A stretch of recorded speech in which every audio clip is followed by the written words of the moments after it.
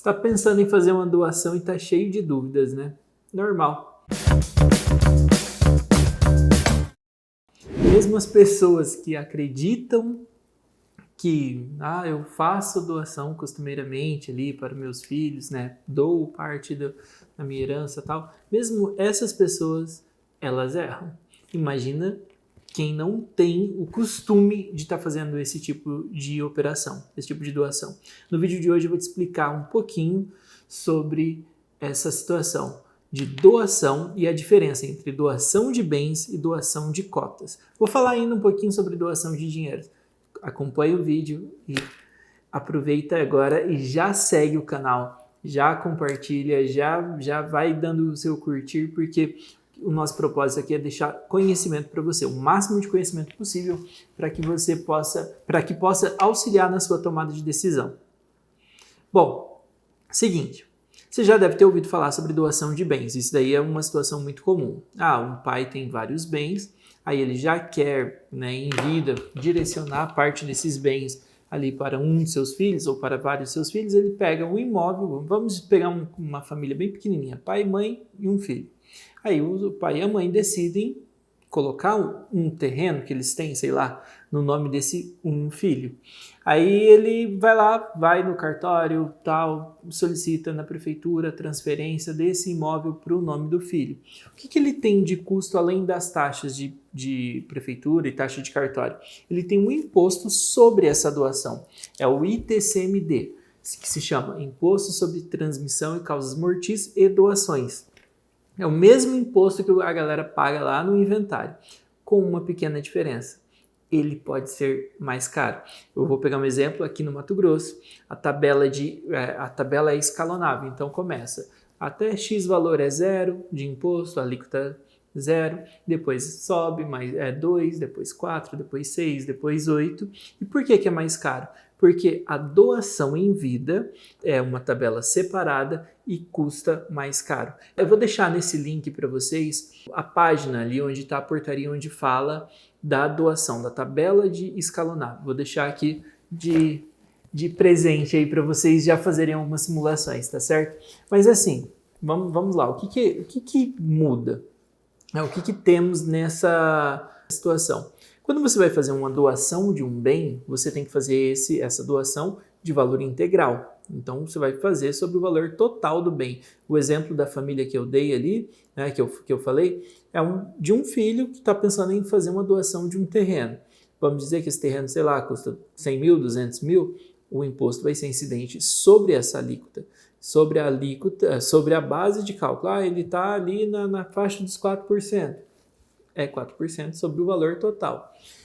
Porém, aí a gente começa a ver algumas diferenças. Quando nós estamos fazendo a doação de vários bens ou de bens de alto valor, isso daí vai para a alíquota máxima. Ou seja, vai chegar lá na casa dos 8%, tranquilo. Então, e temos um problema ali ainda para poder esclarecer, que se chama valor de pauta. O que é o valor de pauta? Na hora que a gente informa, vou falar a prática agora do dia a dia, do contador, do advogado que faz esse processo de registro desse ITCMD. Ele vai entrar, vai fazer o processinho, aí ele coloca lá, o bem está aqui e vai calcular, e vai ter no sistema até assim, qual que é o valor de mercado?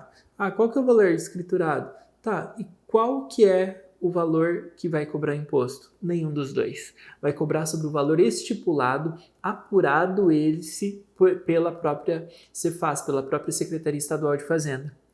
E geralmente é mais caro. Não é o valor que você registrou, não é o valor que você comprou, muitas das vezes não é nem mesmo o valor comparado ali com o valor de mercado. Ele é um valor um pouco mais alto. E sobre essa apuração, aí incide a alíquota. Tem como você chegar e falar assim, mas vamos recorrer? Tem, mas isso daí eu vou deixar tema para outro vídeo. O que eu quero nesse aqui é te explicar justamente isso. Hoje, você que está pensando em fazer a doação desse imóvel, dos seus bens, para o seu filho, na situação hoje, sem um planejamento sucessório familiar, sem uma estrutura que envolva uma holding familiar, você tem essa alternativa, tá certo? Então, você foge do inventário? Beleza, foge, mas você está pagando a mesma alíquota. Então, você está economizando, digamos, a parte do advogado, mas você está fazendo o mesmo processo, recolhendo o mesmo imposto. O que você tem de opção?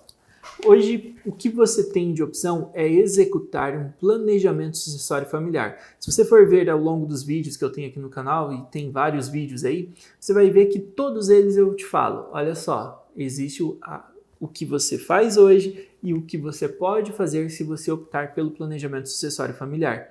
Então, vamos pensar o seguinte, o planejamento sucessório familiar, ele nada mais é do que você pegar a tua vontade e colocar ela no papel de uma forma que proteja a tua família. Como isso? Vamos pensar. Você vai pegar hoje o que é teu patrimônio, tudo aquilo que você constituiu, você tem o direito de colocar esse patrimônio dentro de uma estrutura de PJ, ou seja, uma pessoa jurídica, e dessa pessoa jurídica você integralizou eles em formato de... e eles entraram como cotas. Como seria?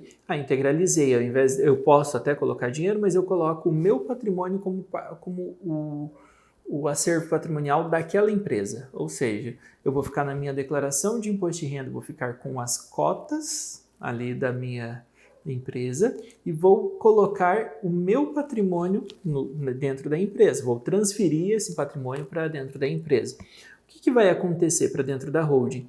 O que vai acontecer?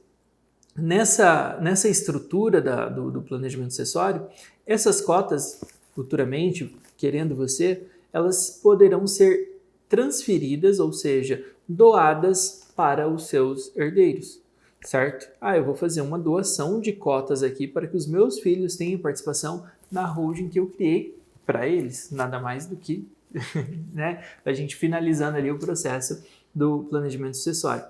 E na hora que nós formos fazer a doação de cotas, o valor que você vai pagar não é...